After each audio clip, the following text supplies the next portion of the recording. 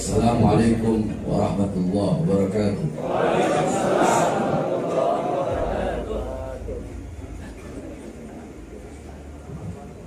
Bismillah. Wassalatu wassalamu ala Rasulillah Muhammad ibn Abdullah wa ala alihi washabbihi wa ba'd. Salaman wa tahiyatan wa takriman wa tashrifan. Ya Abuya والدنا وحبيبنا وإمامنا الحبيب محمد رزيق بن حسين بن شهاب رحمه الله في كل حياته ولجميع الحبايب والعلماء الحاضرين. Saya cinta yang saya muliakan, guru saya, orang tua saya, teladan saya, pedoman saya, imam saya, Al-Habib Muhammad Rizieq bin Husain bin Syihab, mudah-mudahan Allah Subhanahu wa taala panjangkan umur beliau. Amin. Allah permudah segala urut akhirat beliau. Amin. Allah perkuat langkah kaki beliau. Amin. Sehingga selalu bisa memimpin kita di jalan Allah Subhanahu wa taala. Amin. Saya cinta yang saya muliakan para alim ulama, para habaib, para kiai beserta seluruh hadirin sekalian yang dimuliakan oleh Allah Subhanahu wa taala. Alhamdulillah. Segala puji dan syukur kehadirat Allah Subhanahu wa taala. Dialah Allah Subhanahu wa taala yang maha besar. Yang besar selain Allah kecil. Dialah Allah Subhanahu wa taala yang maha perkasa, yang maha kuat, yang maha lemah, yang maha kuat, yang maha perkasa, yang kuat dan yang perkasa selain Allah lemah. Yang besar selain Allah kecil. Dialah Allah yang maha kaya. Yang kaya selain Allah miskin. Dialah Allah yang maha melihat. Yang melihat selain Allah buta terhadap warna-warna yang tersembunyi, buta terhadap warna-warna yang tidak tampak. Dialah Allah yang maha mendengar. Yang mendengar selain Allah tuli terhadap suara-suara yang jauh, terhadap suara-suara yang tersembunyi, tuli terhadap suara-suara yang jauh, dan suara-suara yang dekat akan menulikannya. Dialah Allah Subhanahu wa taala yang maha berilmu. Yang berilmu selain Allah adalah pencari ilmu. Dialah Allah yang maha tahu. Yang tahu selain Allah adalah pencari pengetahuan. Dialah Allah yang maha hidup. Yang hidup selain Allah pasti akan mati. Yang ada selain Allah pasti akan tiada. Yang wujud selain Allah pasti akan binasa. Sedangkan adanya Allah, hidupnya Allah, wujudnya Allah, kekal abadi, tidak akan pernah tiada, musnah, hancur dan binasa.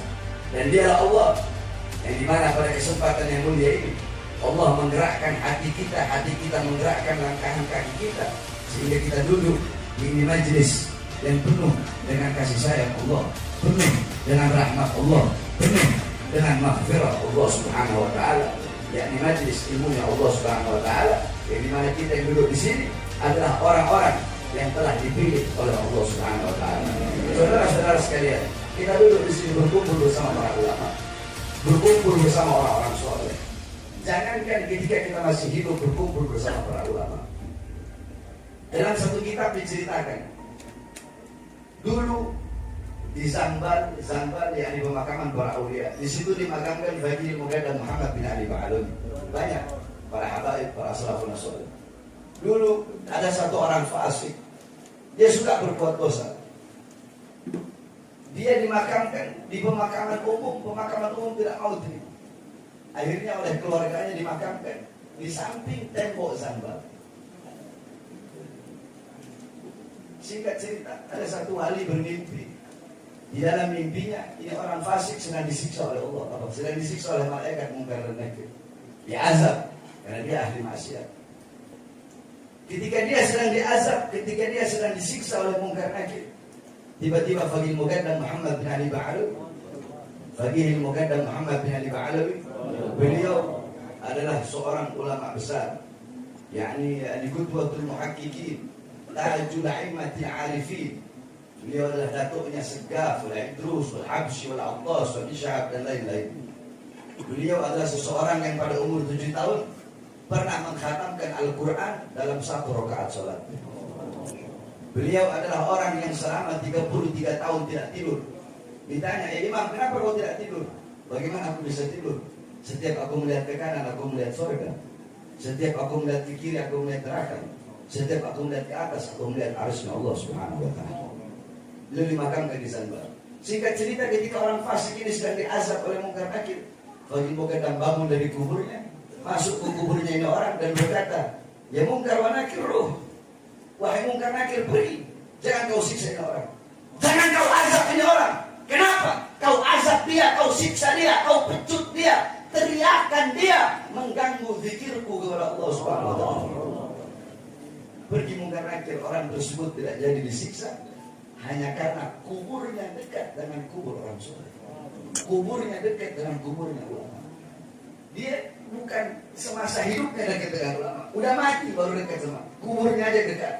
Tapi mendapatkan syafaat. Maka bagaimana pada sore hari yang mulia ini kita duduk di sini berkumpul bersama para alim ulama, bersama para habaib khususnya guru kita Habib Muhammad Rizik Hussein Syihab. Saudara-saudara, sedikit saja ingin saya sampaikan. Ini pun saya hanya intiqalul amr dari beliau. Kalau bukan dari beliau, saya tidak bakal mau. Hadirin sekalian yang dimuliakan oleh Allah Subhanahu wa ta'ala. Ketika pertama kali tanggal 3 Januari, saya baru keluar 1 bulan. Dulu saya baru keluar 2 hari, dibawa ke Gunung Sindur, dibawa ke Nusa Kambangan. Bebas 2021, baru 1 bulan bebas, masuk lagi.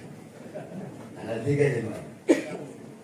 Ketika saya masuk, saya tidak tahu kasusnya kasus apa. Ketika pengacara bilang, kasusnya kasus KM 50. Apa saya bilang? Alhamdulillah. Loh, alhamdulillah. Ya alhamdulillah. Saya bersyukur kepada Allah kalau kasusnya memang kasus KM 50. Kenapa? Nanti di persidangan akan saya bongkar bahwasanya apa yang saya sampaikan itu benar. Saya bukan berbohong. Akan saya sampaikan, akan saya buktikan bahwasanya apa yang saya sampaikan tentang KM 50 dan tentang beliau Habib Rizik di penjara karena maulid itu benar adanya dan bukan bohong atau berita hoax. Alhamdulillah, dengan izin Allah Subhanahu wa ta'ala, dengan kekuasaan Allah Subhanahu wa ta'ala, Allah bongkar semuanya, saudara-saudara. Mulai dari saksi-saksi. Pertama, saksi-saksi yang dihadirkan adalah para kiai-kiai. Kiai-kiai dihadirkan, yang dimana di situ mereka merasa tidak merasa kami sebagai ulama merasa tersinggung dengan pernyataan Habib Bahar bahwasanya Habib Rizik dipenjara karena maulid. Karena banyak kok yang bikin maulid seakan-akan Habib Bahar hanya menonjolkan satu sosok saja.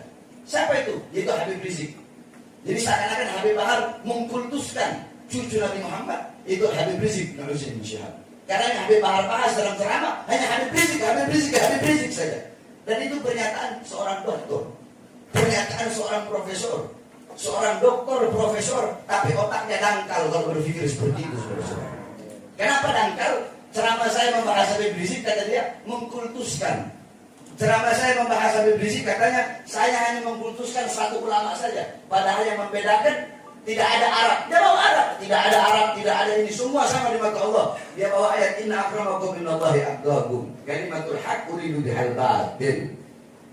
Akhirnya di situ ketika itu si kiai ini tidak hadir. Padahal saya berharap dia hadir.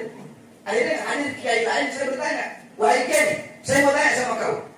Dalam Al-Quran Allah Subhanahu wa taala berfirman, inna awwala baitin wudi'a lin-nas inna awwala baitin wudi'a lin-nas bi Bakkatil Mubarakah. Sesungguhnya masjid rumah ibadah pertama yang Allah letakkan bagi manusia yaitu adanya di Makkah yang penuh dengan keberkahan. Adanya di Mekah yang penuh dengan keberkahan. Apakah ketika Allah mengatakan Mekah penuh dengan keberkahan berarti Allah mengkhususkan Mekah? Apakah berarti tempat-tempat ibadah yang lain tidak mulia? Tidak bisa dijawab. Saya ingin bertanya lagi. Dalam hadis Rasulullah SAW bersabda, "Salatun fi masjid hada